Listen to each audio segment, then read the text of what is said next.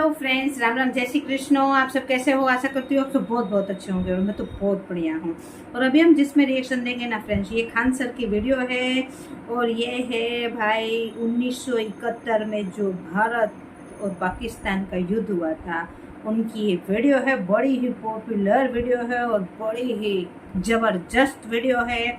और मेरा बाबू बोल रहा था कि इसमें मम्मी बोला है कि पाकिस्तान और चाइना वाले इस वीडियो को नहीं देखें, लेकिन हम तो देखेंगे भाई। हम भारतीय है, भारत मेरा है और मैं भारत की हूँ, तो हम तो देखेंगे भाई, बड़े प्राउडनेस से देखेंगे। तो आइए पहले देख लेते हैं वीडियो। और ये सजेस्टेड वीडियो है, इसका सजेशन बहुत बार मेरे को आ चुका है फ्रेंड, तो आज हम सोचे कि ये वीडियो बना ही देते हैं।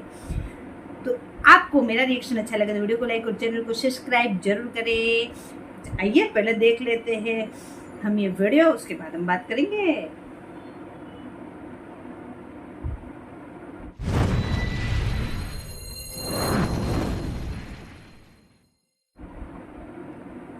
सबसे पहले एक वार्निंग भैया, पाकिस्तान के लोग इस वीडियो को न देखें तो ही अच्छा है, क्योंकि इस वीडियो में हम बताएंगे कि कैसे हमारे भारत के वीर सिपाहियों ने, दो सैनिकों ने मिलकर पाकिस्तान के 93,000 फौजियों को घुटने टेका दिया था और दुनिया का सबसे बड़ा हार हुआ था और भारत के 2 सैनिक मारे गए थे लोंगेवाला में। हम इस वीडियो में बताएंगे कैसे PNS गाजी को डुबा दिया गया। ये भी बताएंगे कि चाइना पाकिस्तान का इतना बड़ा दोस्त बनता है, लेकिन 1971 में क्यों नहीं बचा पाया, न चाइना बचा पाया और ना ही अमेरिका बचा पाया। इस वीडियो में हम A to Z बातें करेंगे। अगर आप इस वीडियो को कंप्लीट देख लेते हैं तो कोई भी पाकिस्तानी की हैसियत नहीं होगी कि आपसे आंखें मिला सके, इसलिए इस वीडियो को देखते रहिएगा। यदि आप राष्ट्रवादी, अगर आप भारतीय हैं तो ही इस वीडियो को देखें। पाकिस्तानी और बाहर के चाइनीज वगैरह लोग इस वीडियो को न देखें, ये उनके लिए एक तरह का वार्निंग है, क्योंकि इसमें हम भारतीय सेना के हर उस वीर गाथा को बताएंगे जो एक हर भारतीय सुनना चाहता है। A to Z उस बातों को बताएंगे। पाकिस्तानी इस वीडियो को क्यों ना देखें, तो भैया आप देख लीजिए यहाँ क्यों ना देखें, क्योंकि हम आज चर्चा करने वाले हैं इसकी। और इसका नक्शा किससे मैच करता है आप देख रहे हैं। If you don't believe then go on Google. भाई किससे मैच करता है तो आप तो समझ में आ गया भाई, बुरा नहीं मानिएगा आप लोग। ध्यान से समझिए, जब भारत पाकिस्तान का विभाजन हुआ तो उसी समय पाकिस्तान 2 भाग में था। एक इधर वाला जो एरिया है इसे हम लोग कहते थे पश्चिमी पाकिस्तान, जो मेन पाकिस्तान का एरिया है। और ये जो आज आप बांग्लादेश देख रहे हैं, ये बांग्लादेश नहीं था, बल्कि ये उस वक्त पूर्वी पाकिस्तान था। पूर्वी पाकिस्तान के लोग बंगाली भाषा को बोलते थे। पाकिस्तान के लोग इन लोगों को बड़ा भद्दे मजाक करके बोलते थे, कहते तुम लोग गधे हो, कुछ नहीं जानते हो, किसी काम लायक नहीं हो, यूजलेस हो लोग, तुम लोग छोटे हो, काले हो, मतलब उल्टा सीधा मजाक कर रहे थे। पश्चिमी पाकिस्तान के लोग इधर के लोगों को पसंद नहीं करते थे।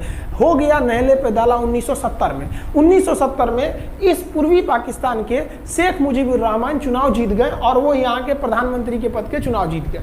अब यहाँ की आर्मी ने क्या किया, उनको शपथ नहीं दिला रहे थे, इसलिए 70 के चुनाव जीतने के बाद शेख मुजीबुर रहमान जब देखे कि ऐसा है तो उन्होंने अपना भाषण दिया 7 मार्च को और कहा कि अब हम इस पूर्वी पाकिस्तान को एक अलग देश बनाएंगे जिसका नाम रहेगा बांग्लादेश। इस भाषण के वजह से आर्मी ने, पाकिस्तान की आर्मी ने 25 मार्च 1971 को गिरफ्तार करके अब पश्चिमी पाकिस्तान में अरेस्ट करके बंदी बनाकर रख दिया और यहाँ पर जुल्म करना चालू कर दिया। कहाँ पर भाई, तो पूर्वी बंगाल में, पूर्वी पाकिस्तान में, पूर्वी बंगाल में नहीं, पूर्वी पाकिस्तान में इन्होंने जुल्म करना चालू कर दिया। शेख मुजीबुर रहमान के गिरफ्तारी के विरोध में यहाँ मुक्ति वाहिनी नाम कर एक विद्रोही गुट तैयार हो गया था, लेकिन पाकिस्तान के, पश्चिमी पाकिस्तान के लोगों ने इस पूर्वी पाकिस्तान पे इतना भयानक जुल्म किया कि इस पूर्वी पाकिस्तान में, इस पश्चिमी पाकिस्तान के लोगों ने यहाँ पर 30 लाख लोगों को कटवा दिया। 30 लाख लोगों को कटवा दिया। 4 लाख महिलाओं का बलात्कार कर दिया। अपने देश के 4 लाख औरतों का रेप किया। यहाँ पे इतना भयानक वो दृश्य है कि अगर हम उसको YouTube पे दिखा देंगे ना तो YouTube हमारे ऊपर क्लेम करेगा, भैया आप ये सब इतने भयानक दृश्य नहीं दिखा सकते। आप अंदाजा लगाइए इनकी क्रूरता का। ये अपने देश पर इतना भयानक जुल्म कर रहे हैं, इतना भयानक जुल्म किया इन लोगों ने कि शेख मुजीबुर रहमान की गिरफ्तारी के बाद इस जुल्म का नतीजा ये हुआ कि अप्रैल 1971 तक भारत में यहाँ से लोग भाग के आ गए कि भैया हम जिंदा रहेंगे तब तो। और यहाँ 10 लाख लोग भारत में आ गए शरण लेने कि भैया हमको बचाइए। तो इंदिरा गांधी जानती थी कि जब तक यहाँ शांति नहीं होगा तब तक ये लोग वापस नहीं जा सकते थे और शांति का एक ही था कि यहाँ पे घुस के इनको मारा जाए। ताकि ये पश्चिमी पाकिस्तान वाले लोग यहाँ पर सुधर सके।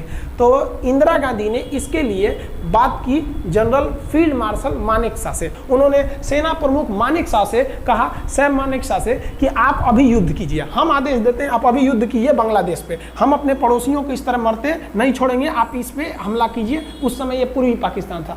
मानेकशॉ ने कहा कि ना, हम हमला नहीं करेंगे। कही अरे क्यों?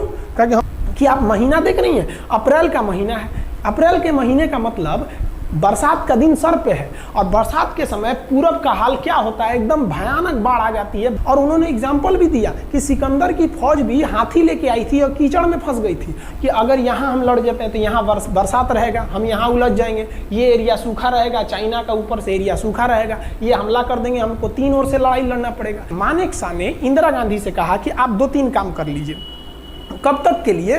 कि नवंबर तक हम लोग युद्ध नहीं करेंगे, लेकिन अप्रैल से नवंबर के बीच में हम अपने सैनिकों को इस एरिया में लड़ने के लिए ट्रेनिंग दे सकते हैं, मुक्ति वाहिनी, उसको हम ट्रेनिंग दे सकते हैं। और इसी में 1971 में हमारी जो थी भारत और रूस की एक समझौता पर हस्ताक्षर हो गया। अब हम लोगों ने पाकिस्तान को एक बारूद के ढेर पर बैठा दिया था। इंतजार था तो इस बात का कि उस बारूद में एक चिंगारी की और पाकिस्तान तबाह हो जाता। इत्तेफाक देखिए, उस बारूद के ढेर पर खुद चिंगारी जलाई पाकिस्तान ने। कैसे? तो समझिए कैसे। हम लोग का था कि इधर हम लोग ऑफेंसिव हो जाएंगे, मतलब इधर भयानक हमलावर हो जाएंगे, और इधर हम लोग डिफेंसिव रहेंगे, मतलब इधर कम हमला करेंगे, ताकि हम लोग का मेन मकसद पाकिस्तान से युद्ध नहीं था।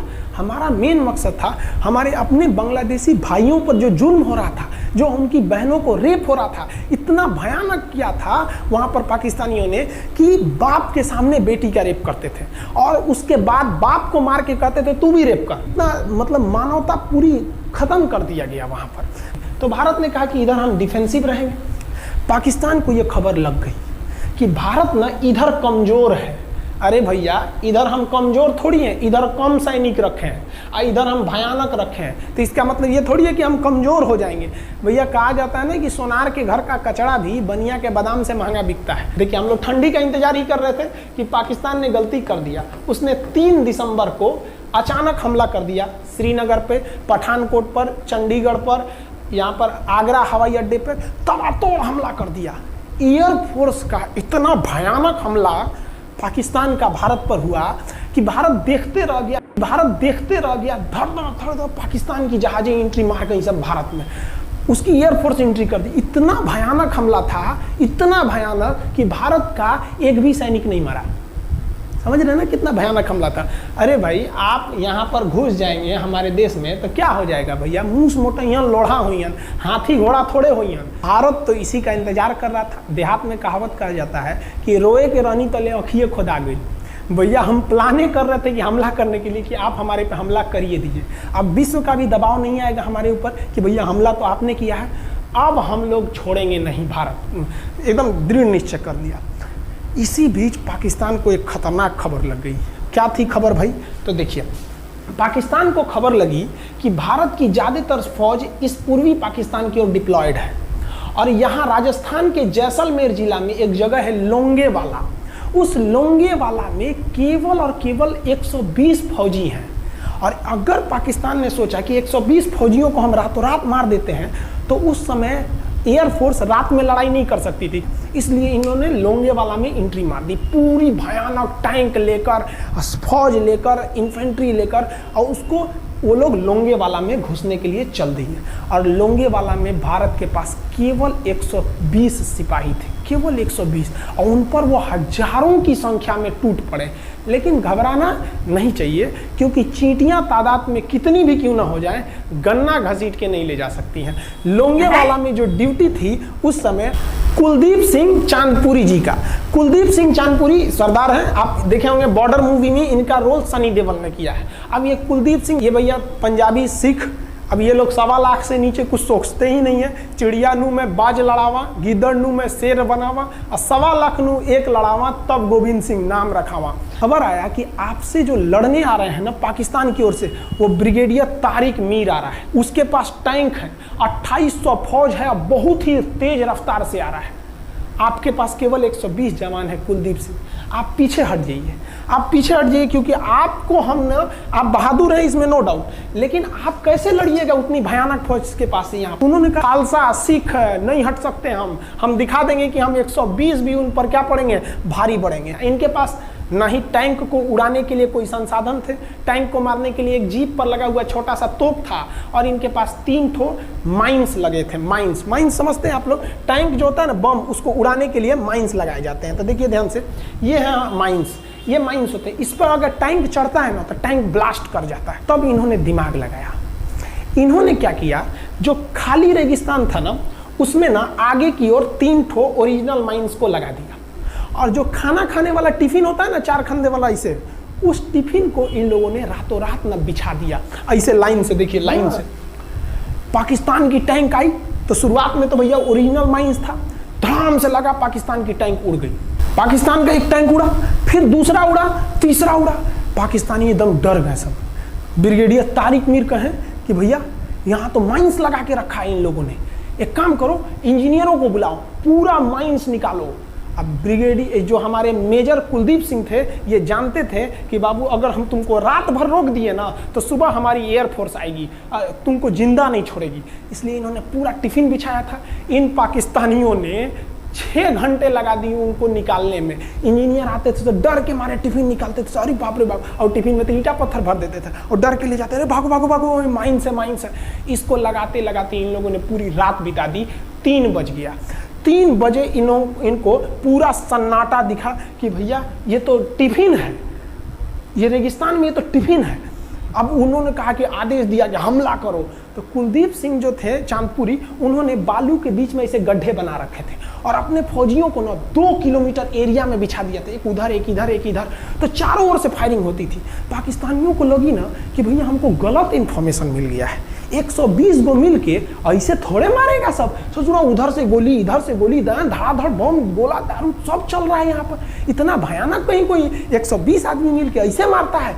नहीं भाई, इतना भयानक ऐसे सुनसान एरिया में कहाँ से कौन मार रहा है, एकदम तबाही मचा दिया। कुलदीप सिंह चांदपुरी ने क्या तबाही मचाया था आप देखना चाहते हैं तो देखिए उन लोगों ने क्या तबाही मचाया था। ये है पाकिस्तान का टैंक, ये धज्जी उड़ गया था टैंक का, थूथूर तूर दिया इसका यहाँ पे। ये देखिए टैंक का, पाकिस्तानी देख रहे हैं कि भैया सब चक्का उक्का फेंका गया। बताइए ये चांदपुरी साहब कैसा करना चाहिए? ये कोई वीडियो गेम खेल रहे हैं, मार के धज्जी उड़ा दिया। अरे पाकिस्तान बच्चा है, अपने बच्चा है, बिगड़ गया, आराम से मारिए। ऐसे एकदम धज्जी उड़ा दिए हैं बेचारा सबको। पाकिस्तान के टैंक को धज्जी उड़ा के उस पर भारतीय सैनिक खड़ा होकर फोटो खिंचवा रहा था। फोटो खींचे। उस समय सेल्फी नहीं था ना, आगे से फोटो खींचना, फोटो खींचे यहाँ पे, आने वाली पीढ़ियों को ये प्रेरणा देगी। बताइए इतना सुंदर गाड़ी लेके आया था पाकिस्तान मारने के लिए, हाँ बेचारा ऐसे मारा जाता है? हाँ अरे ब्रिगेड मेजर साहब आप भी बच्चा है, बच्चा को थोड़ा आराम से मारिए। देखिए इसका थोबड़ा बिगाड़ दिया गाड़ी का। ओहो, ऐसे नहीं मारना चाहिए, लेकिन क्या कीजिएगा, बच्चा बिगड़ जाता है तो धोना ही पड़ता है। ये हाल कर दिया रात भर में। सोचिए रात में इतना बुरा मारा, दिन में दिखता तो कुछ डाल रहा पूरा। एकदम भयानक तबाही मचा दिया मेजर कुलदीप सिंह चांदपुरी ने। इनके आगे कौन खड़े थे? ब्रिगेडियर पाकिस्तान के ब्रिगेडियर साहब। ब्रिगेडियर साहब को कहने लगी भैया ये तो बहुत बुरा मार रहा है सब। तब तक हो गया सुबह, और सुबह के वक्त हमारे जो हंटर जहाज थे, उस समय जो जहाजें थी वो हंटर जहाज थी। ये हंटर जहाजें रात में नहीं उड़ सकती थी, लेकिन दिन में उड़ सकती थी। रात भर तक कुलदीप सिंह चांदपुरी ने ऐसा कूचा पाकिस्तानियों को, इतना कूच दिया कि भोर हुआ तो बाकी का कसर पूरा कर दिया हमारे हंटर विमानों ने। ये हंटर विमान जब आए सब तो इतना भयानक तबाही मचाए सब पाकिस्तान के जहाज़ों का कि आप हुलिया देखेंगे ना, पाकिस्तान के टैंक का ऐसे पड़ गया। ये सब टैंक पूरा तबाह हो गया, सब पूरी तरह ध्वस्त हो गया इतनी भयानक युद्ध में। 3 तारीख को पाकिस्तान ने हमले की शुरुआत की और ये 4 तारीख का शकल देखिए पाकिस्तान का। इतना भयानक धज्जी उड़ा दिया पाकिस्तान का जिसका कोई हद नहीं। पाकिस्तानियों को दुम दबा के भागना पड़ा। ब्रिगेडियर साहब भागे, कहें कि भाग भैया न तो ये सब जान ले लेगा सब। हम लोगों ने पाकिस्तान के टैंकों को अपने यहाँ रख लिए हैं म्यूजियम में। आज भी जाके देखिएगा ना तो इन टैंकों को डर के मारे पाकिस्तानी छोड़ के भाग गए कि भागो भाई यहाँ पर। ये 120 जवानों का जलवा था। और पाकिस्तानी कहते हैं कि हिंदुस्तान के लोग क्या लड़ेंगे, अरे भैया हम चीन पे वीडियो बनाए थे, आप पे नहीं बनाए थे, जो आप लोग हम लोग को बोल रहे थे कि पाकिस्तान हिंदुस्तानियों की औकात नहीं। देखिए अभी हम आपको औकात दिखाते हैं आपकी, ये आपका टैंक है, आके ले जाइए, हिम्मत है तो लेके जाके दिखाइए यहाँ पर। हाल तो ये हो गया था ना कि हम लोगों ने जो पाकिस्तानियों की जान ली थी ना, डर के मारे वो लाश उठाने नहीं आए थे, लाश को गिद्ध खा गए थे सब। हम लोग बोल रहे थे कि भैया हम गोली नहीं चलाएंगे, लाश लेके चल जाओ, हम नहीं जाएंगे, तुम लोग रेगिस्तान को कब्रिस्तान बना दिए हो। रेगिस्तान को कब्रिस्तान हम लोग हमला करने आए थे, शुरुआत तो तुमने किया था यहाँ पे। तो ये गिद्ध खाए थे सब, सफाई उफाई का काम ये किए थे सब। अब पाकिस्तान हम लोग को धमकी देता है, आज भी वो नहीं सुधरे हैं। आज भी हमने जो चाइना पे वीडियो बनाया था उस पर वो हमको धमकी देता है कि भारत की आर्मी कुछ नहीं कर सकती। अरे भैया आप सोचिएगा भी मत, अभी के समय में तो मत सोचिएगा। जानते हैं क्यों? देख लीजिए इधर अभी कौन बैठा है भारत में, समझ में आ रहा है? आप लोग तो पहले पाकिस्तान वाले लोग इस बात पर रिसर्च कीजिए कि इनमें ज़्यादा खतरनाक कौन है आपके लिए। हमको तो यही ज़्यादा खतरनाक लगते हैं भाई, समझ में आया आप लोग को? तो अभी देखिए ध्यान से, यहाँ पर पाकिस्तान में जो हार हुई थी लोंगेवाला में, ये हार में पाकिस्तान की तो कमर टूटी और पाकिस्तान का पूरा मनोबल टूट गया कि ससुरा 120 गो मिल के ऐसे कैसे धो दिया सब। बताइए इतना भयानक धोया जाता है। तो ये शुरुआत तो इन्होंने किया 3 तारीख को, 4 तारीख को हमने धो दिया। अब बचा नेवी कहे कि भैया आर्मी को मौका दिए, एयरफोर्स को मौका दिए, रात में आर्मी धोई, सुबह में एयरफोर्स धोई, हम नहीं धोएंगे क्या? हम भी धोएंगे। नेवी कब पहुंची? 5 दिसंबर 1971 को कराची पहुंच गई। और कराची में जब पहुंची ना तो कराची को तबाह कर दिया। इतना भयानक बम्बार्डमेंट किया कराची पर कि कई दिन तक कराची बंदरगाह पर आग लगा था। और कराची बंदरगाह को तो उन्होंने ऐसा धज्जी उड़ाया जिसे लग रहा था सिंधु सभ्यता बना दिया उनको। तो पाकिस्तान की, पश्चिमी पाकिस्तान का कमर टूट गया। पाकिस्तान वालों ने कहा कि ससुरा सब बोल रहा था कि हम इधर डिफेंसिव है, यानी ज़्यादा हमला नहीं करेंगे, ज़्यादा हमला इधर करेंगे। ससुरा इधर कैसे मार रहा होगा सब, अभी इधर भी बताते हैं कैसे मारा सब। ये कराची पहुंच गया, आप देखेंगे क्या हाल किया था सब कराची पे। कराची में जब मारा गया था ना इन पाकिस्तानियों को, तो ये पाकिस्तानी भाग गए थे सब ग्वादर में। ये ग्वादर भाग गए, अभी इनसे ग्वादर भी जाने वाला है, पूरा राज्य चला जाएगा इनसे, बलूचिस्तान। छुप के गए थे लोग ग्वादर बंदरगाह पे। अगर हम झूठ बोल रहे हो तो आप खुद पता कीजिएगा अपने यहाँ के इतिहास में भाई, हिंदुस्तान ये ग्वादर बंदरगाह पे छुप गए थे सब। आप देखिए कराची का क्या हाल हुआ था उस समय, हमारे एयर नेवी ने क्या हाल किया था। पाकिस्तान का जितना जहाज बस मिल जाए कि भैया ये जहाज किसका है, तो भैया जब पता चले कि भैया ये जहाज पाकिस्तान का है, ये हाल हो जा रहा था जहाज का। यहाँ देख लीजिए इनका पूरा ध्वस्त का। भैया ऐसे मारा जाता है? हाँ, अरे भाई बच्चा को बच्चा की तरह मारना चाहिए। इंडिया की नेवी ने भी हद कर दिया, बताइए इस तरह मारा जाता है। हाँ, यहाँ देख लीजिए पूरा का पूरा धज्जी उड़ा दिया इन लोगों को। अरे भाई बच्चा है, बिगड़ गया है तो थोड़ा सा आराम से न मारिएगा, कि देख रहे हैं इस तरह से मारा पूरा पाकिस्तान के। कराची बंदरगाह उड़ गया। तो पाकिस्तान का तो इधर से तो पूरा का पूरा धज्जी उड़ा दिया। अभी शुरुआत हुए युद्ध के केवल 2 दिन हुए हैं, आप दिल थाम के रखिए, अभी युद्ध लंबा चलने वाला है। 3 दिसंबर को स्टार्ट किए, 4 दिसंबर को हम लोग लोंगेवाला धो दिए, अब 5 दिसंबर को कराची। अब पाकिस्तान ने ना भारतीयों को तबाह करने के लिए, भारत का सबसे खतरनाक जहाज था INS विक्रांत। INS विक्रांत को बर्बाद करने के लिए ना इसने यहाँ से भेज दिया INS PNS गाजी को। गाजी एक पनडुब्बी थी, उसको आदेश दिया गया कि जाके मार के आओ। किसको? विक्रांत को।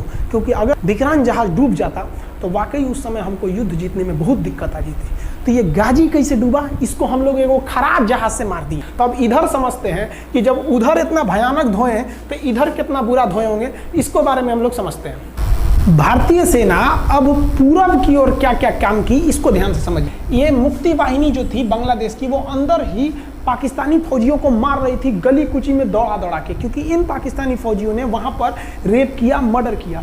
और इनका साथ दे रही थी इधर से हमारी इंडियन आर्मी और ऊपर से हमारा एयरफोर्स। ये तबाह कर दिए थे, इनको भागने के लिए भी जगह नहीं था। और इसी में इनका सबसे बड़ा सरदर्द बन गया था इंडियन नेवी, क्योंकि इनको जो मदद थी, देखिए ये पूर्वी पाकिस्तान है, इनको मदद जब भी मिलेगी तो इधर से ही मिलेगा। अब बताइए यहाँ से तो कोई जाएगा नहीं, बेवकूफ़ भी नहीं होगा जो इधर से मदद करने जाएगा। रास्ते में ही एयरफोर्स मार के गिरा देती थी, ट्रक वगैरह जाएगा नहीं, तो नेवी से ही इन लोग मदद देते थे। भैया यहाँ पे जो इनके फौजी लड़ रहे थे उनको खाना पीना भी खत्म हो गया था।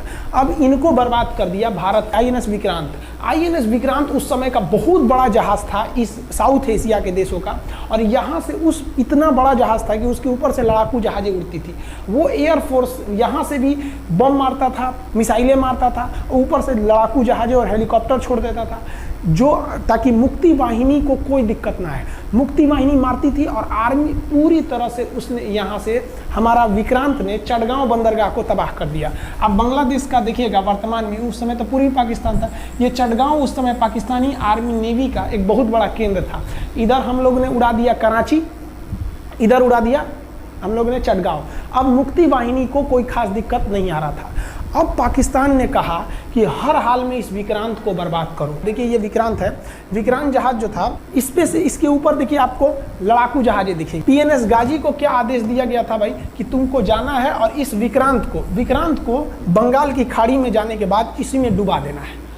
अब पाकिस्तान वालों का इतना दिन तो अच्छा था नहीं, भारतीय खुफिया एजेंसी को पता चल गया कि पाकिस्तान की पनडुब्बी वो समुद्र के अंदर अंदर चलती है, उसको साइलेंट किलर कहा जाता है। पाकिस्तान की पनडुब्बी चल दी है पश्चिमी पाकिस्तान से बंगाल की खाड़ी की ओर, ये अरब सागर से बंगाल की खाड़ी की ओर चल दिया।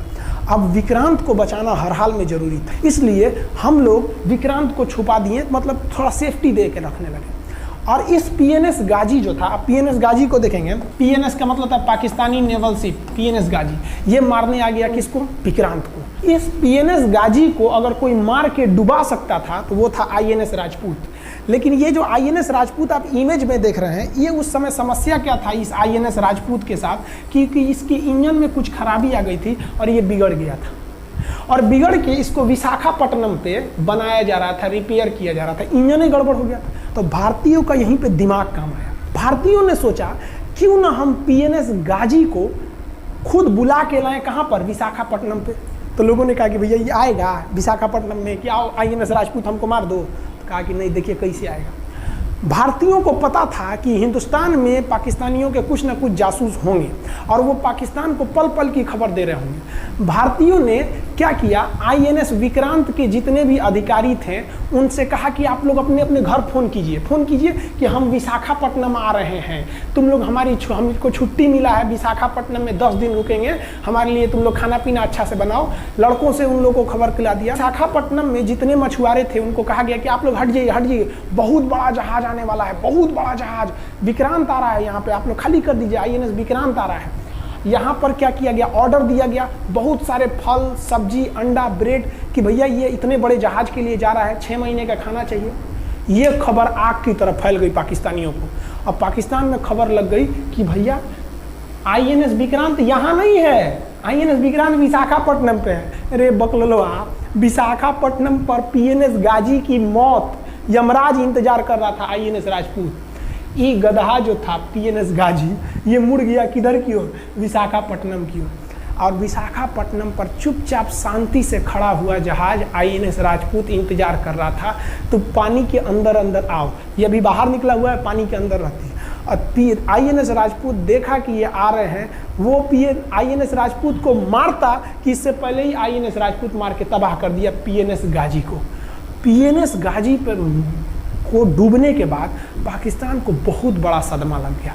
पाकिस्तान को ये एहसास हो गया कि अब हम कभी नहीं जीत सकते हैं, क्योंकि ये पीएनएस गाजी अमेरिका से खरीदा हुआ एक बहुत ही शक्तिशाली पनडुब्बी थी जिसे कोई डुबा नहीं सकता था, और हम लोगों ने उसको इस जहाज से डुबाया जो जहाज खराब हो चुका था, जिसका इंजन खराब था। भारतीय सेना का मोराल पूरे 7वें आसमान पर था और पाकिस्तानी दिन पर दिन बर्बाद हो रहे थे। अब पाकिस्तानियों को लगा अब क्या करेंगे, तो पाकिस्तानियों ने अमेरिका में फ़ोन किया, भैया आप कुछ कीजिए। तो अमेरिका ने ना यूएनओ में मुद्दा उठा दिया, यूनाइटेड नेशन ऑर्गेनाइजेशन, इसकी जो सिक्योरिटी काउंसिल है, सुरक्षा परिषद, इसमें कह दिया पूर्वी पाकिस्तान पर जुल्म कर रहा है, मार रहा है। तो रसिया उस समय हमारा साथ दिया, कहा कि तू देर जानता है जुल्म कर रहा है, भारत जो कर रहा है सही कर रहा है, हम इस प्रस्ताव के खिलाफ में वीटो करते हैं। वीटो अगर कोई देश, 5 देश को वीटो है, इस पर अलग चर्चा करेंगे, अगर किसी ने वीटो कर दिया तो वो प्रस्ताव रद्द हो जाता है। तो पाकिस्तान की एक और उम्मीद यहाँ पर अपना दम तोड़ दी। अब पाकिस्तान कहा अमेरिका से कि भैया आप ही हमको बचा लीजिए। तो अमेरिका ना पाकिस्तान की ओर से भारत पर हमला करने के लिए अपना सबसे खतरनाक जहाज भेज दिया, 7वां बेड़ा। देखेंगे 7वां बेड़ा को, अगर इतना भयानक था 7वां बेड़ा, ये अमेरिका का साथ अकेले चलता ही नहीं था, इतनी पूरी फौज के साथ, नेवी के साथ चलता था। ये किस लिए आया था? विक्रांत को डुबाने के लिए, और इसका साइज विक्रांत से डबल था, इसके आगे विक्रांत नहीं टिक पाता। अब इंदिरा गांधी भी टेंशन में रह गई, ले तब उस समय इंदिरा गांधी को याद आया कि भैया हमारा एक और तो हम समझौता करके आए हैं, अगर अमेरिका पाकिस्तान का साथ दे सकता है तो रूस से हम भी तो समझौता करके आए हैं। तो भारत ने रूस को कहा कि भैया अमेरिका इतना भयानक 7वां बेड़ा भेज दिया, आप हमारी मदद कीजिए। तो रूस ने कहा टेंशन क्या लेते हो, देखो हम बोलते हैं। रूस ने परमाणु पनडुब्बी भेज दी और रूस ने अपना 40वां बेड़ा भेज दिया। आप देखेंगे ये रूस का 40वां बेड़ा है। ये अपने भारी भरकम जहाजों के पूरे ग्रुप के साथ चल दिया, कहा कि चल भैया देखते तुमको कौन मारेगा भारत को। और अमेरिका को सीधा कह दिया कि भैया विक्रांत पर अगर आपने हमला किया तो ये हमला हम रूस पर हमला मान लेंगे। यहाँ पर खड़ा था भारत का विक्रांत और उसकी सपोर्ट में खड़ा था रूस का 40वां बेड़ा। और रूस ने यमन से अपनी एयरफोर्स को भी कह दिया था कि भैया तुम भारत की देखभाल करना। तो भारत की सुरक्षा के लिए इतने लोग, और अमेरिका अपना 7वां बेड़ा लेके यहाँ मुंह देख रहा था, और ब्रिटेन ने भी अपने ईगल नाम के बेड़ा को भी भेज दिया था। तो ये 2 लोग हमारे खिलाफ आ गए थे लड़ने के लिए। कितना, अब बताइए, हम लोग बांग्लादेश की भलाई सोच रहे थे और अमेरिका का 7वां बेड़ा और रूस का ब्रिटेन का ईगल हम लोग के खिलाफ था, और हमारा अपना विक्रांत और रूस की एयरफोर्स और उसकी 40वां बेड़ा हमारे साथ थी। ये पूरी तरह से बाउंड्री बना दिया था 40वां बेड़ा। 40वां बेड़ा का कहना था कि भैया हमारे जहाज पर ऑटोमेटिक मिसाइल लगी है, तुम अगर इधर आओगे तो हम मार देंगे तुमको ऐसे ही। रूस ने अपनी सारी पनडुब्बियों को ऊपर उठा दिया समुद्र के ऊपर, ताकि सैटेलाइट से और दूसरी निगरानी से देखा जा सके, और यही हुआ भी। वो लोग रूस के इतने खतरनाक जहाज़ों के ग्रुप को देखकर घबरा गए, इतना घबरा गए कि ब्रिटेन ने कहा था we are too late. Britain का ईगल बेड़ा अमेरिका के 7वां बेड़ा से कह रहा है कि रे उधर मत जो, बहुत देर हो गया है, वो पहले पहुंच गया है रूस, अब मारेगा वहीं तबाह हो जाओगे यहाँ पे। तो 7वां बेड़ा ने धमकी दिया कि हमारे जहाज में परमाणु बम लदे हुए हैं। तो 40वां बेड़ा ने रिप्लाई किया था कि हम भी जब चले थे ना तो परमाणु बम लादे के चले थे, और गिनती जब कर रहे थे तो हम भी गिनती किए थे, 250 हमारे पास भी परमाणु बम था, लेकिन इतना ज़्यादा था कि सोचे कि कौन गिनेगा, बाद में गिनेंगे, आ जाओ देखते हैं किसके पास कितना है। तो रूस ने हमसे सच्ची दोस्ती निभाई थी, और इधर शेख मुजीबुर रहमान की जो मुक्ति वाहिनी थी वो अपना काम कर रही थी। अब भारत आर पार की लड़ाई में था, पाकिस्तान हर मोर्चे पर हारते जा रहा था। भारत सरकार ने पाकिस्तान पर मनोवैज्ञानिक दबाव बनाने के लिए निर्मलजीत सिंह अरोड़ा ने एक प्लान बनाया। उन्होंने एयरफोर्स को पूर्वी पाकिस्तान यानी जो अभी बांग्लादेश है, तो ढाका के ऊपर एयर ड्रॉप करा दिया, हवाई जहाज से सैनिकों को उतार दिया, और उन सैनिकों के भेष में उसमें सैनिक कम थे, और उसमें केवल पुतलों को नीचे उतारा गया था। ये केवल इंडियन आर्मी जान रही थी कि पुतला नीचे उतरा है सर, लेकिन मीडिया ने तो इसको खबर को आग की तरह फैला दिया। और इसमें हम धन्यवाद देना चाहेंगे हाथ जोड़कर BBC न्यूज का। और BBC ने ये छाप दिया कि इंडियन एयरफोर्स ने ढाका पर 5000 एयर ड्रॉप करा दिया फौजियों को। अब ये गली गली खोज खोज के पाकिस्तानी फौजियों को मारेंगे कि तुम क्यों मार रहे हो हमारे बांग्लादेशी भाइयों को। और बांग्लादेश की मुक्ति वाहिनी वैसे ही उनके पीछे पड़ी हुई थी पाकिस्तानियों के। अब पाकिस्तानियों का पूरा मनोबल टूट गया, पाकिस्तानी गली गली छुप गए सब। सोचिए, ये पुतला से डर जा रहे थे सब, रियलिटी में ये फौजी नहीं थे, ये पुतला गिराया गया था एयर ड्रॉप करके। अब वो लोग डर के मारे भाग गया यहाँ पर। अब एयरफोर्स ने देखा कि उसके ये छोटे से वैज्ञानिक दबाव का इतना खतरनाक असर पड़ा है। एयरफोर्स ने कहा कि अब एक काम करते हैं, अब आर पार को अब ठोक डालते हैं पाकिस्तान को, अब जो होगा सो देखा जाएगा। एयरफोर्स ने बांग्लादेश के जो गवर्नर थे उनके घर पे हमला कर दिया। अब वो घर में नहीं थे, वो तो बच गए। बचने के बाद डर क्या होता है, देखिए डर किसको कहा जाता है। जो उनके गवर्नर हाउस थे AH मलिक, इन्होंने त्याग पत्र दे दिया, भैया जिंदगी रहेगी तो बहुत नौकरी करेंगे, डर के मारे त्याग पत्र दे दिया। सोचिए, गवर्नर, क्योंकि पाकिस्तान का एक राज्य ही तो था पूर्वी पाकिस्तान। जैसे हमारा एक राज्य है उत्तर प्रदेश, बिहार, महाराष्ट्र, वहाँ पे भी गवर्नर होते हैं ना, संवैधानिक हिसाब से गवर्नर मालिक होता है उस जगह का। त्याग पत्र दे दिए। सोचिए, ये डर था उनके अंदर। निर्मलजीत सिंह अरोड़ा जो लेफ्टिनेंट जनरल थे, जनरल तो हमारे मानिक शाह थे, लेफ्टिनेंट जनरल थे जिन्हें बांग्लादेश जीतने की जिम्मेदारी दी गई थी, मतलब उसे सुरक्षा करने की जिम्मेदारी दी गई थी। वो पाकिस्तान के लेफ्टिनेंट जनरल नियाजी से बात किए और उन्हें कहे कि हम आपको आधा घंटा का टाइम देते हैं, और आप इस आधा घंटा में विचार कीजिए आप सरेंडर करते हैं कि नहीं। अगर आप सरेंडर कर देंगे तो हम आपको गारंटी देते हैं कि आपके सैनिकों को जिंदा रखा जाएगा, और अगर आप हमारी बात को नहीं मानेंगे, देखिए गवर्नर साहब का घर है, कोई ठीक नहीं है, आपके घर पे भी यही हो जाएगा। क्योंकि अगर आप हमारे सामने सरेंडर नहीं करिएगा तो याद रखिए हम अपने हमले को 10 गुना और तेज कर देंगे। और हाथ तो आप चारों ओर से गए हैं। भारत चाहता था कि जल्दी से जल्दी इस युद्ध को खत्म किया जाए, क्योंकि अब ये अंतर्राष्ट्रीय मैटर हो चुका था। अब अमेरिका अपना नाक पे ले लिया था कि भैया हमारा जहाज मार के गिरा दिया। PNS गाजी उसी की पनडुब्बी थी, वो तो पाकिस्तान को दिया। 7वां बेड़ा को नहीं घुसने दिया, तो अमेरिका की किरकिरी हो रही थी। ब्रिटेन के ईगल को घुसने नहीं दिया, उसकी किरकिरी हो रही थी। और भारत को उस समय लोग कहते कि ये गरीब देश है, अभी आज़ाद हुआ है। 1971 में हमारी यही हाल थी। और सारे लोग कह रहे थे, हम उसको गरीब समझ रहे थे, रुआ के रख दिया अमेरिका को, हर जगह धो दिया पाकिस्तान को। अब बेचारे नियाजी क्या कर सके। नियाजी को आधे घंटे का टाइम दिया गया। 16 दिसंबर 1971, याद रखिएगा दिन, 16 दिसंबर 1971।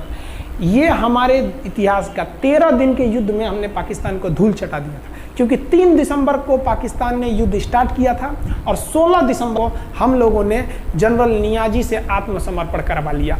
और आत्मसमर्पण आप देखना चाहेंगे जनरल नियाजी का। जनरल नियाजी इन्होंने हमारे लेफ्टिनेंट जनरल निर्मलजीत सिंह अरोड़ा के सामने आत्मसमर्पण साइन किया। और साइन करने के बाद बांग्लादेश के ढाका रेस कोर्स में इन्होंने साइन किया और इनकी आंखों में आंसू था। एक देश के सेनापति के लिए इससे शर्म की बात क्या है, जो गिनीज बुक में नाम रिकॉर्ड करा दिया। गिनीज बुक में कैसे? देखिए, पाकिस्तान के लोग हम चाइना के वीडियो बनाए थे, उस पर कमेंट कर रहे थे कि इंडियन आर्मी कुछ नहीं कर सकती। देखो, बांग्लादेश तुम्हारी बहादुरी का जीता जागता उदाहरण है। तुम्हारे यहाँ का 93,000 फौज, सोचिए 93,000 सैनिक पूरी दुनिया में आज तक आत्मसमर्पण नहीं किया। ये 93,000 लोगों ने आत्मसमर्पण कर दिया। देख लीजिए, ये अपना बंदूक फेंक दिए, अपने स्टार नोच के उतार दिया कि भैया हम लीजिए आत्मसमर्पण कर रहे हैं, बेल्ट उतार के दे दिया, अब चलिए जहाँ ले जा रहे हैं, जितना लाठी मारना है हमारी, आत्मसमर्पण। ये वही पाकिस्तान है, याद रखिए। आप याद कीजिए, हमारे 120 सैनिकों ने आपको धूल चटा दिया था लोंगेवाला में। केवल 2 सैनिक मरे थे लोंगेवाला में और पूरी की पूरी आपको भगा दिया था 4 दिसंबर को ही। और आप याद कीजिए, बहुत बहादुर बनते हैं ना। 93,000 फौज आपकी हार के गई है यहाँ से। इतना बड़ा हार दुनिया में आज तक कहीं का नहीं हुआ है। 93,000 सैनिक सरेंडर करके गए हैं भारत के सामने से। क्या बात कीजिएगा आप हमारे सामने। तो ये है, गिनीज बुक में नाम है। ये तो है भैया पाकिस्तान की आर्मी, एक तरह से गिनीज बुक में नाम है ना जी। भले हारने से नाम है तो क्या हुआ, पाकिस्तान के लिए इससे खुशी की बात क्या हो सकती है कि भैया गिनीज बुक के नाम है। अब इन लोगों को जेल में बंद कर दिया गया। बाद में हम लोगों ने इन्हें छोड़ भी दिया था। और इस सरेंडर के बाद बांग्लादेश के जो मुक्ति वाहिनी थी, उसके चेहरे पर ये मुस्कान थी कि बांग्लादेश अब स्वतंत्र हो गया। ढाका, इंदिरा गांधी का स्टेटमेंट था, ढाका स्वतंत्र राजधानी है स्वतंत्र बांग्लादेश की। ये खुशी थी बांग्लादेशियों के चेहरे पर, जिनकी बहनों की इज्जत आबरू लूट ली गई थी उन्हीं देश के फौजियों के द्वारा। ये जो नियाजी थे, जब इन्हें लेफ्टिनेंट गवर्नर बना के भेजा गया था बांग्लादेश में, तो ये नहीं पूछे थे कि बांग्लादेश का स्थिति क्या है। ये पूछे थे कि जिन लड़कियों का रेप हुआ है वो कहाँ है, सब दिखाओ तो, मतलब ये भी जाके करेंगे। ये हाल था। ये इनके चेहरे पर मुस्कुराहट थी। बाद फिर मुजीबुर रहमान को पाकिस्तान से स्वतंत्र कराया गया। भारत ने जो अपना वादा किया था कि शेख मुजीबुर रहमान को स्वतंत्र करेंगे, बांग्लादेश को स्वतंत्रता दिलाएंगे, उनके अधिकारों के लिए लड़ेंगे, भारत ने अपने वादा को पूरा किया। आज शेख मुजीबुर रहमान की बेटी शेख हसीना बांग्लादेश की कमान संभाले हुई हैं। शेख हसीना, जब हमको याद है जब वो भारत आई थी तो एयरपोर्ट पे, तो मोदी जी एयरपोर्ट पर रिसीव करने गए थे, जबकि ऐसा नहीं होता है। शायद ही बांग्लादेश की प्रधानमंत्री को पूरी दुनिया में कोई बड़े देश का राष्ट्रपति रिसीव करने जाए, प्रधानमंत्री रिसीव करने जाए। तो भारत अपने पड़ोसियों का इतना ख्याल रखता है, चाहे वो नेपाल हो, भूटान हो, सबके साथ। अभी हाल फिलहाल में नेपाल के लोग थोड़ा गुस्सा हैं लिम्पियाधुरा काला पानी को लेके, लेकिन ऐसा नहीं है कि हमारा नेपाल के साथ कोई खराब रिश्ता है। हमारा नेपाल के साथ रोटी और बेटी का रिश्ता है। बांग्लादेशियों के साथ हमारा बहुत ही अच्छा संबंध रहा है। आज हमारे बांग्लादेश के साथ बहुत ही मधुर संबंध है। और बांग्लादेश को जो पाकिस्तान के लोग कहते थे ये किसी काम लायक नहीं है, ये वाले भाई लोग पाकिस्तान से आगे निकल गए। आज इनका मलमल का कपड़ा, जूट और पाम ऑयल पूरी दुनिया में फेमस है। जहाज़ों की मरम्मत में, मतलब जहाज के रिपेयरिंग में बहुत आगे निकले हैं बांग्लादेश के लोग। आई होप आप समझ गए होंगे। इस युद्ध के बाद अगर भारत चाहता तो भारत पाकिस्तान के पश्चिमी भाग को भी कब्जा कर लेता, क्योंकि यहाँ तो हम लोग हराए ही थे। उनके 93,000 फौज तो हम लोग जिंदा पकड़ लिए थे। हम उन्हीं को कह देते बंदूक लगा के कि कश्मीर खाली करो, हमारा यहाँ से वापस जाओ। लेकिन बावजूद हमने इंसानियत दिखाई थी पाकिस्तान के ऊपर। इसका बदला ये पाकिस्तान ने हमें क्या दिया पता है? 26/11 हम संसद भवन पर अटैक, तो कभी अमृतसर में अटैक, कभी मुंबई में बम ब्लास्ट, कभी 26/11 का हमला, ये सब हुआ। हम चाहते तो उस वक्त भी जीत सकते थे। ये पाकिस्तान वाले आप जो कहते हैं कि हम बहुत बहादुर हैं, भारतीय सेना हमारा क्या कर सकती है, तो भारतीय सेना की रहमो करम पर आप लोग जिंदा थे, वरना 1972 में ये जो सेना थी ना 71 में, आप लोग को कहीं का नहीं छोड़ती। आप हिंदुस्तान के व्यूवर्स आप लोगों से भी कहते हैं कि एक लाइक तो बनता है इस सैनिकों के लिए, हमारे लिए नहीं, हमारे इस चैनल के लिए। कभी नहीं कहेंगे कि खान जी रिसर्च सेंटर चैनल को आप सब्सक्राइब करिए, लाइक करिए, हम ये कभी नहीं कहते हैं, लेकिन हम ये जरूर कहते हैं कि आज एक लाइक बनता है हमारे इन वीर सिपाहियों के लिए जो आज भी सेना के लिए डटे हुए हैं। और ये पाकिस्तान इस पर कमेंट करते हैं। हम आप भारतीयों से कहते हैं, आप हिंदुस्तानी हैं तो इस वीडियो को जितना से ज़्यादा शेयर करना है आप शेयर कीजिए, ताकि आपके बच्चों तक को ये पता चल सके कि हमारे सैनिक कितने बहादुरी हैं, कितने बहादुरी से लड़े थे हमारे सैनिक, कितने बहादुर हैं। और इस वीडियो को आप इतना शेयर कीजिए कि पाकिस्तान तक पहुंचे और वहां का बच्चा इस वीडियो को देखे, ताकि उनके अंदर भारतीय सेना का जो डर है वो बैठे। ये डर जरूरी है उनके अंदर, ये डर उनकी हड्डियों तक जाना चाहिए। और हाँ, कोई भी देश के हो, हर देश को अपने सैनिकों के लिए सम्मान करना चाहिए। हम ये कोई मनगढ़ंत कहानी नहीं बताएं, हम अपने सैनिकों की वीर गाथा बताएं जो A to Z अक्षरशः सही चीजें हैं। समझ में आया? आप इस वीडियो को देख रहे हैं तो मेरे साथ बोलिए आप लोग, भारत माता की जय। पाकिस्तान के युद्ध का जो हम सीरीज बना रहे हैं, आज 71 का युद्ध बढ़ाएं, हम आपको कल 1948 का युद्ध बता देंगे, 65 की लड़ाई में वीर अब्दुल हमीद ने जो बहादुरी दिखाई, फिर आपको 84 का सियाचिन, 99 का करगिल और 62 की चाइना युद्ध के बारे में भी बता देंगे। याद रखिएगा, चाइनीज और पाकिस्तानी इस वीडियो को डिसलाइक जरूर करेंगे, आप उन पर भारी पड़िएगा। ये वीडियो आप संभाल के रखिएगा, अपनी पीढ़ियों को दिखाइएगा कि हमारी सेना कितनी बहादुर थी। एक सैल्यूट हम अपने वीर जवानों के लिए। जय हिंद। हम बहुत ही सौभाग्यशाली हैं जो ऊपर वाले ने हमें हिंदुस्तानी बनाया। I proud to be Indian. जय हिंद।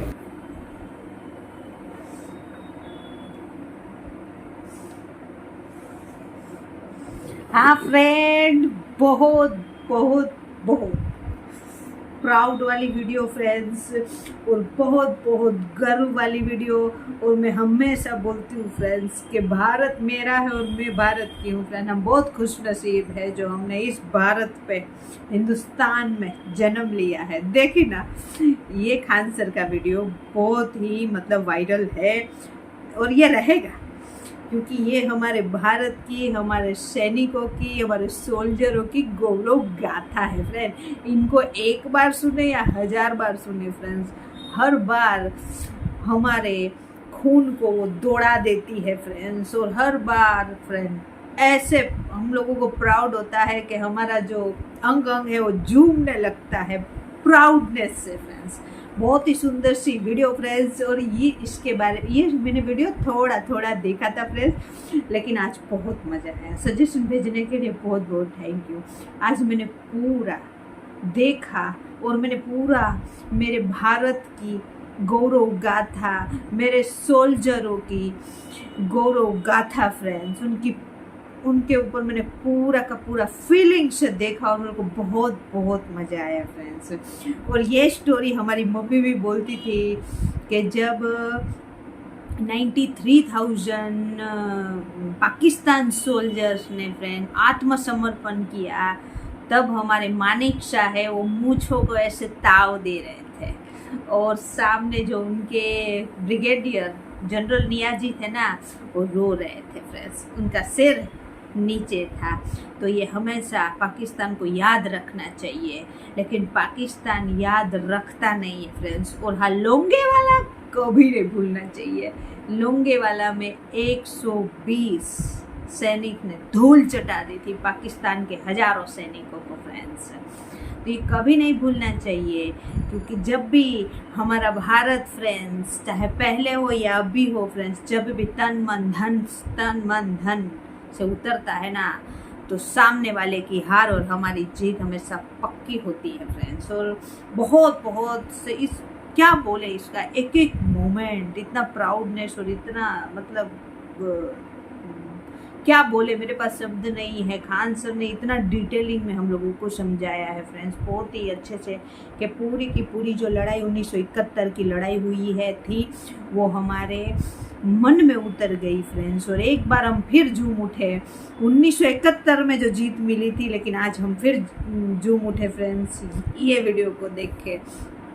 और कोई पाकिस्तान बोलते हैं, मेरे को भी कमेंट्स आया था कि पाकिस्तान, मैंने दूसरी वीडियो पे रिएक्शन दिया था, उसमें आया था कि मतलब पाकिस्तान जीता, ये सब लड़ाइयाँ है वो जीता है, लेकिन गलती पाकिस्तान की जनता का भी नहीं, जनता की भी नहीं है, उनको गलत पढ़ाया जाता है।